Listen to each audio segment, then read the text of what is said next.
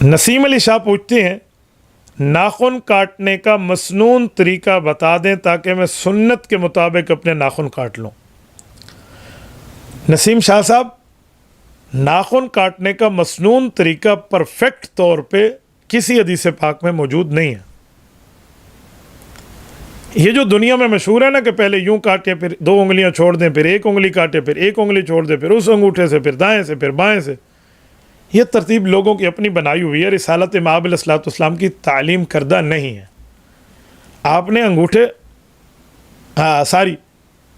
آپ نے ناخن کاٹنے ہیں تو آپ ناخن کاٹیں۔ ہاں، بہتر ہے حدیث پاک کے مطابق کہ دائیں طرف کو رسالت مآب علیہ السلام پسند فرماتے تھے تو آپ پہلے دائیں ہاتھ کے کاٹ لیں، پورے 5 کے 5، اور پھر اس کے بعد بائیں ہاتھ کے کاٹ لیں، یہ ٹھیک ہے۔ کچھ لوگ دائیں ہاتھ کے 4 کاٹ کے انگوٹھا چھوڑ دیتے ہیں، اس کو آخر میں کاٹیں گے، پھر بائیں ہاتھ سے شروع ہو جاتے ہیں۔ اسے مسنون تعلیم آپ نہیں کہہ سکتے۔